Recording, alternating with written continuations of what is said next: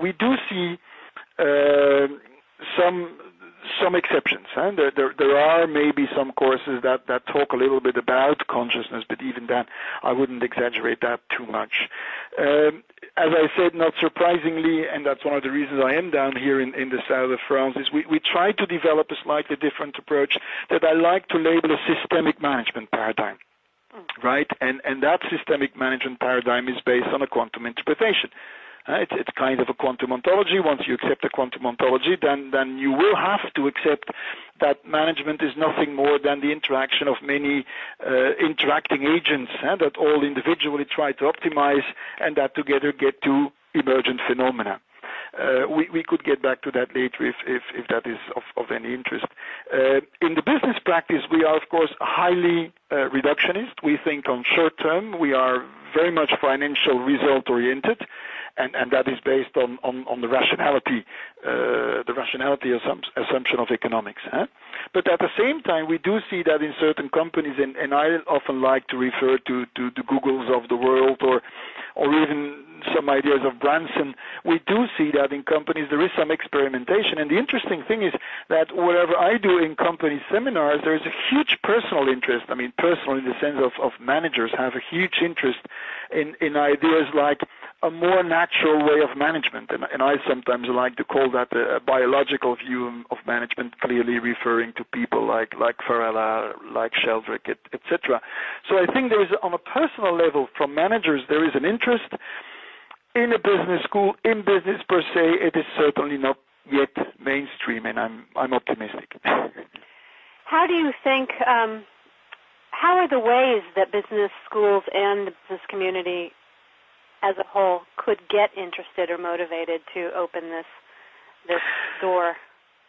There are a few interesting things going on today in business. There are a few, I would say, hot topics, things like social responsibility, sustainable development, ethics, etc., that you can hardly explain within a classical mainstream paradigm. I mean, if you're only thinking short-term financial performance, etc., why the hell would you be interested in sustainable development? Why would you like to be a responsible manager?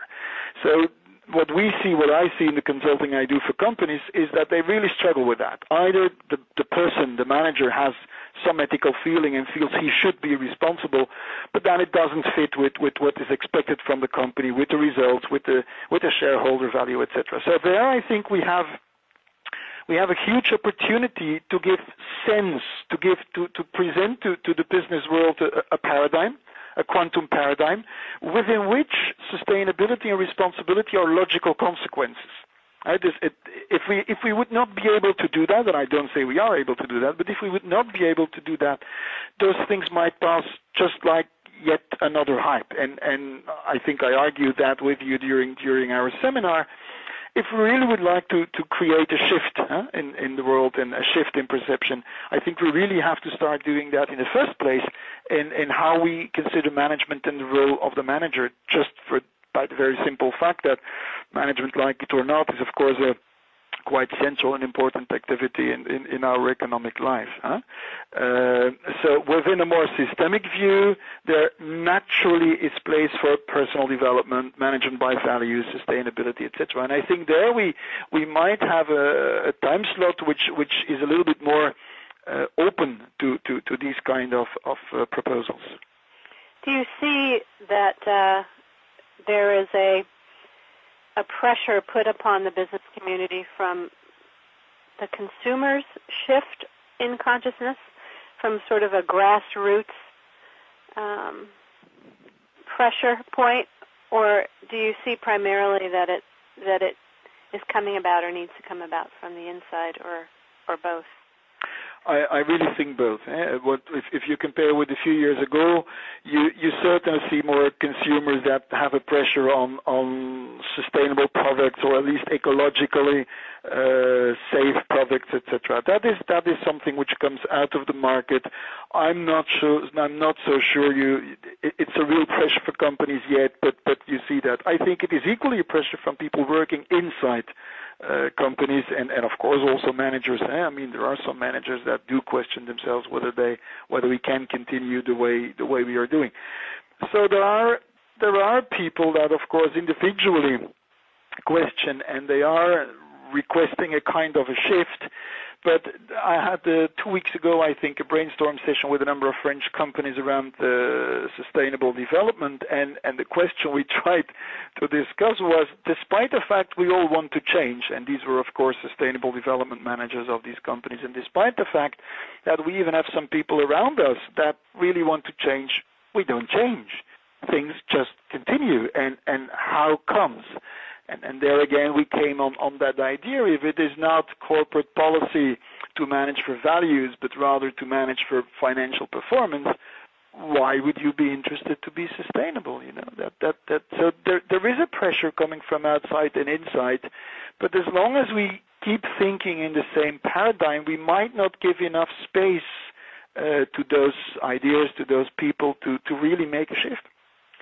Do you think of it as the potentiality of this is to join the ranks of other great social movements of our time and before our time?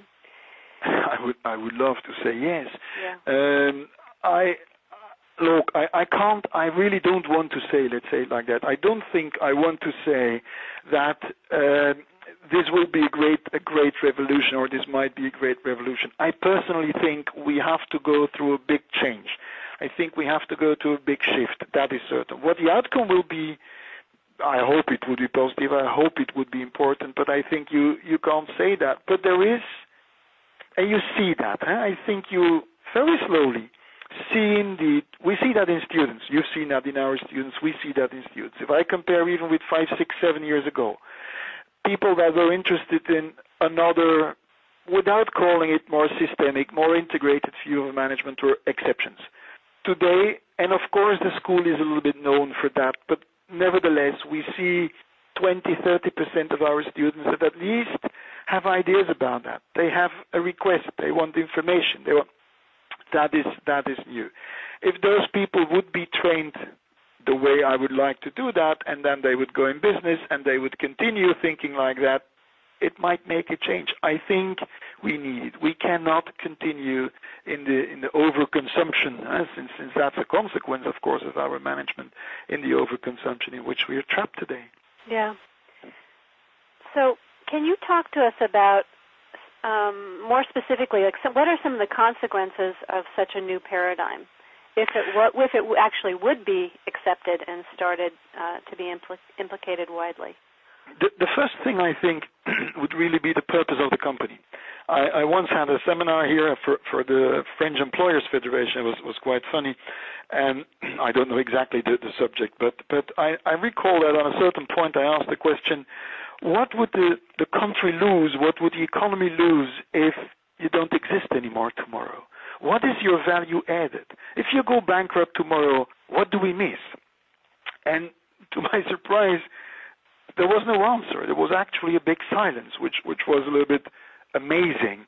And when we continue the discussion is that managers don't think in purpose of a company in terms of values, of value added, which is actually a very basic economic phenomena, value added. That's the reason why you try to create something.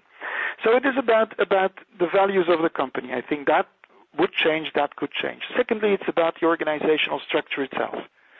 The consequence of our mainstream managerial paradigm is that we're going to organize companies reasonably hierarchical, with more or less layers, but reasonably hierarchical.